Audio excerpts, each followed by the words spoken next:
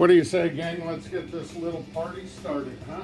All right, at my son's request, we're doing a fatty. I know they've been done a million times, a million ways, but the little man asked for it, so I haven't done one in a while, so why not? So, we're gonna start out here with our bacon weave. I'm pretty sure everybody knows how to do that. But we're just gonna kind of get it started out.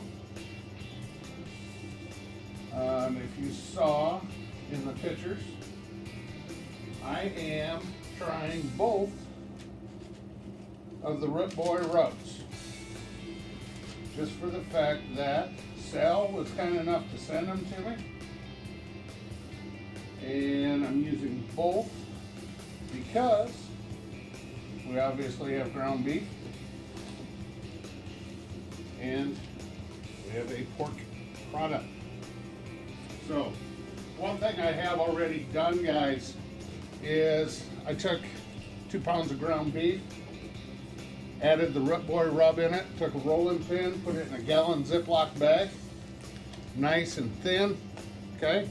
And the nice thing is when you cut this off, your sides, it's gonna fit perfectly on your weave.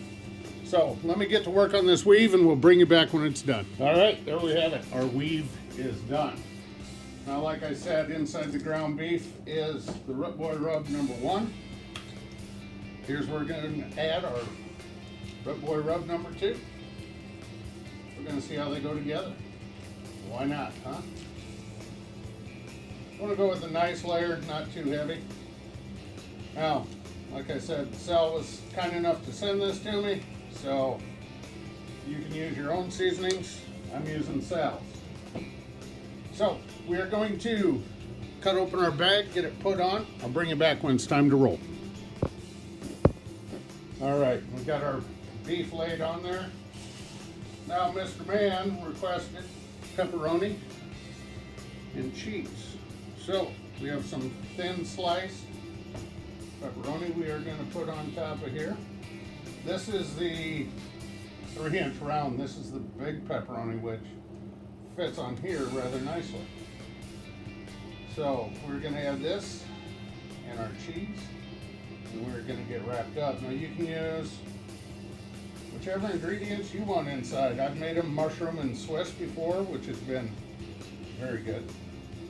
But little man, not a big fan of mushrooms. So we're going to be cooking this on the tall Weber kettle. Tom Horseman showed his mod on that, how to lengthen the legs. And being 6'5", I think that mod's going to come in real handy for me. There we go, nice layer of cheese. Now I do have this on parchment paper because it really makes it easy to help with the roll. Get rid of the cutting board, let's make this a little easier. And let's start rolling this bad boy up.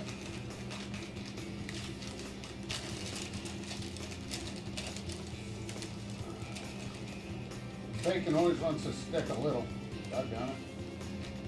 Oh well, is what it is, right?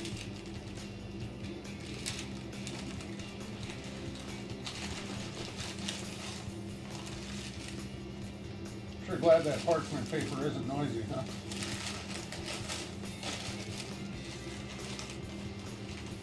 All right. There we go. Now we do have a little bit of extra bacon on this end, but what we are going to do is I have 2 strips left. We're going to put that around. We're going to pin this up, and then we're going to season the outside with Sal's Root Boy rub number 2. So we'll be back in a minute.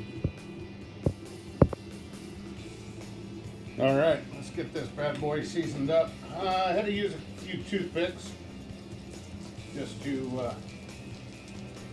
pin the bacon on a little bit. Now we're not going to go crazy heavy with this, just a nice coat because we have seasoned now both sides of the bacon. So we're just going to roll this with a nice light coat. Like I said, nothing crazy heavy.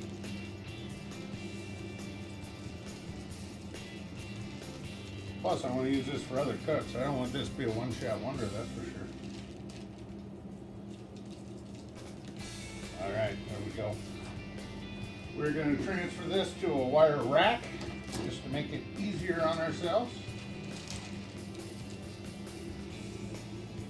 We're going to put her on the kettle. There you go. Just like that. We'll bring you back when the charcoal's ready to roll.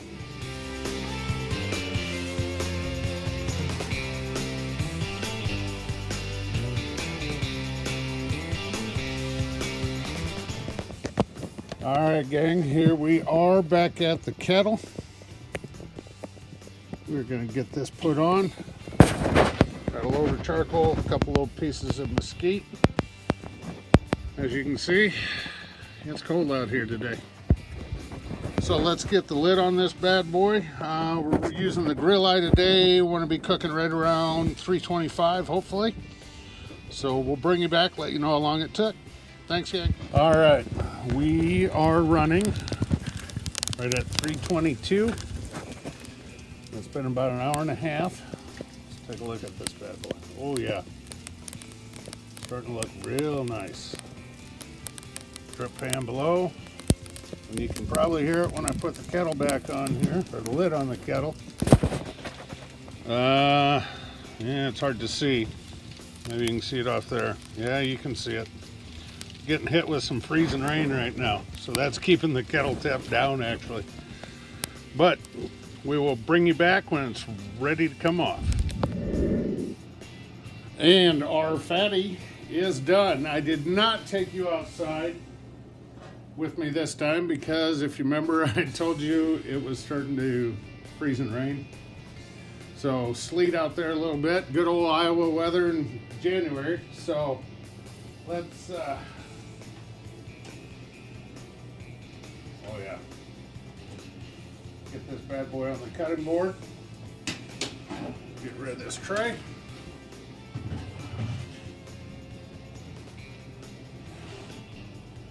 We got a couple toothpicks here to get rid of.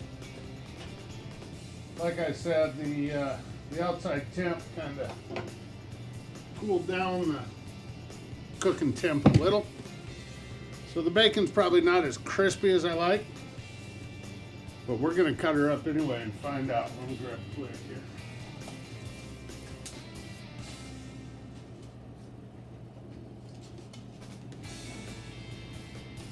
Let's see what we got, huh?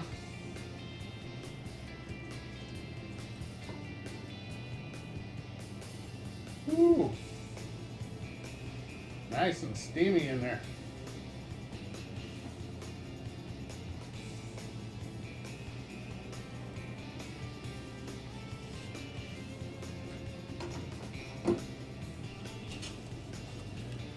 Excuse the fine china, but there you go. Pepperoni and cheese fatty. Now, I know this is going to be hot. I'm not worried about getting the pepperoni and the cheese so much, but I want to make sure I get plenty of that beef and that bacon where Sal's rubs are on. So, Sal, thank you again, my friend. Appreciate it. It's gonna be hot, but we're gonna try it.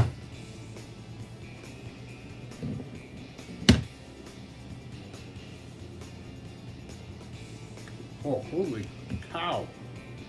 Almost swore there. Wow. Sal, spot on, buddy. Spot on. Man. You can taste all the different spices coming through, the garlic, and oh, this is good stuff, guys. Check out Sal, Rut Boy Cooks. If I knew how to do that post a link up here thing, I would, but I don't. So, thank you again, Sal. Everybody, have a great day, and we'll see you down the road on the next video. Thanks, y'all.